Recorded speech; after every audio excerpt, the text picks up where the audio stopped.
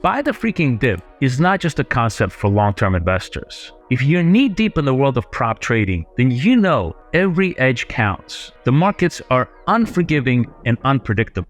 But what if I told you there's a strategy, a killer one at that trades the NASDAQ 100 and can achieve a hit rate of more than 80%? This is a strategy that can give you a true edge in passing your prop futures evaluation test. Let's take a look at what it's all about. Markets at their core are driven by two primary forces: continuation and reversal. Continuation markets mean exactly that. The trend is going to continue, whether it be bullish or bearish. Reversal, on the other hand, means the price is just about to reverse direction. If you can discern the difference between the two, then you have it made. Because once you understand what market regime the price is in, you can anticipate the next move. And if you can do that, that is the key to profit in all of prop trading. NASDAQ, being the most tech-heavy of all the indices, is also the most volatile. It has a very unique pattern at the start of the New York session. And if you can understand its rhythm, it can be wildly profitable. Generally, at the start of New York trading, everyone is trying to put on a position. Retail traders, banks, hedge funds, pension funds, insurance companies are all looking to stake their claim for the day. And that creates a massive amount of flow. It's like the crowd at the start of a show, all headed for the same exit. That means in the first hour of trade, usually continuation persists. So if stocks start strong, generally that means the uptrend will continue.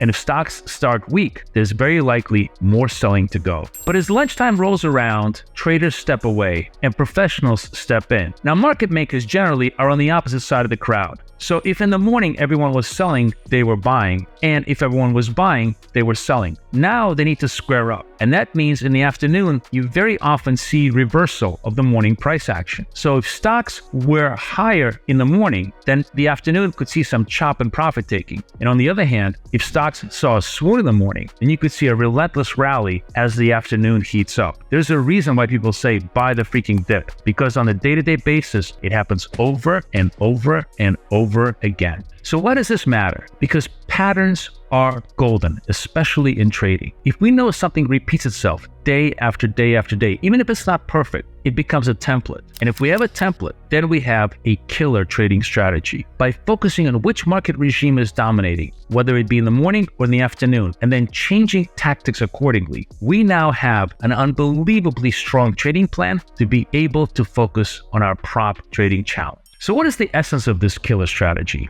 We switch between continuation and reversal at the click of a button. At the start of the day, we trade continuation and go with the flow. But as the afternoon rolls around, we switch to reversal and buy bottoms and sell tops, adding to our P&L and moving closer to our funding target. By knowing the difference between the two market regimes, we can really focus on NASDAQ's distinct behavior during the New York session and help us succeed in getting the evaluation prop test pass. Let's take a look at how this strategy trades on the charts.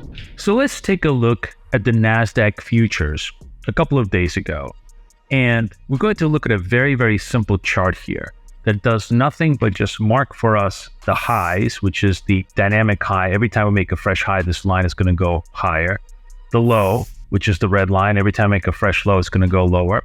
And the middle line, that's just going to adjust depending on the highs and the lows. And these are sort of the quarter line and three-quarter lines that will also adjust. No indicators, nothing fancy. All we're going to do is look at the 1 minute chart, nice and simple, and see if we get continuation in the morning and perhaps a reversal in the afternoon in sync with the strategy that I wanted to show you. So we're going to start just before the New York Open here at around 8:30. The time in the bottom, as you can see here, is New York time, Eastern Standard Time. So we're in sync with the New York Open. And we get to around 9:30. This is when the opening bell happens. And what you notice right away is that we have the stock futures had rallied before the New York Open, but as the market starts to open up, you see a whole sea of red here, right? Just a whole bunch of selling, which is natural flow to the downside. As a matter of fact, one of the things that I want to look at always is it going to break the middle level to the downside or to the upside? If it breaks it to the downside, that's likely to mean that there's going to be more selling to go as the New York session starts, and you want to join that flow to the downside. So here we go, and we get more and more powerful selling. As you can see, we start selling, it really, really picks up. We're down, as a matter of fact, from this point about already 967 to almost 50 points in just a matter of a couple of minutes as the selling really starts to stampede. And then watch the time on the bottom here also, because it's very important. So as we get down to the bottom, we hit fresh lows here around 10 o'clock.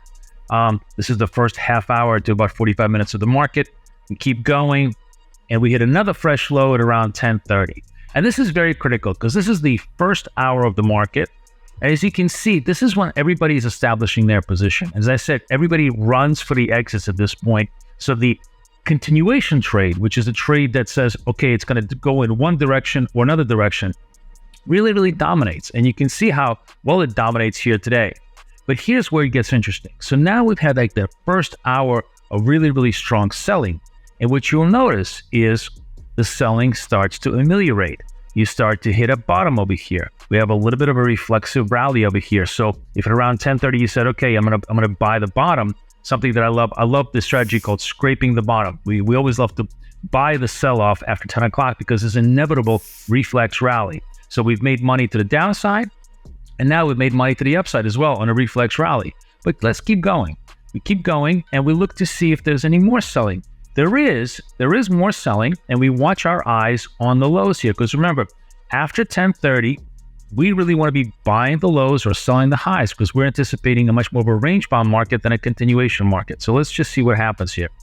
We'll make fresh lows, don't even make the full touch, and start to rally again. So we can join the buy point here. Again, scraping the bottom, buy a little bit more on the bottom, and boom, we get a small profit. Now, of course, continuation is going to have bigger moves, and reflexively, the bounce trades, the trades that are reversals, are going to be smaller usually than the continuation trades. So we're going to take smaller profits, but it's amazing how many quick and very effective profits we can take here on the reversal side. And we can keep doing this for another hour or so as we basically get through that whole lunchtime digestion period.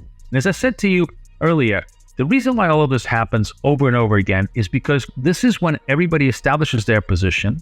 And who allows them to establish their position? The market makers. And the market makers have essentially bought all of this selling that's been going on. So they have to get rid of their inventory. That means they got to push the prices back up, even just a little bit, to try to unload all that inventory they have on their books to make quick profits. And that's why you can just trade with them during these reversal times with very good efficiency, as long, and this is the critical thing, as long as you can focus on making sure that you are as close to the bottom or conversely as close to the top if it's a rally day, and buy at the bottoms or sell at the tops. Then you have really good opportunities to make quick and slashing profits as you go along. So what do you think about this NASDAQ killer trading strategy? Let me know in the comments below. If you have an interest in prop trading, be sure to use our big discount link for Apex Prop Trading, our favorite futures prop trading shop. And also, if you have any ideas about some other videos I should make about prop trading, please be sure to put them in the comments below. For now, I'll see you guys in the markets. Boris Schlossberg, over and out.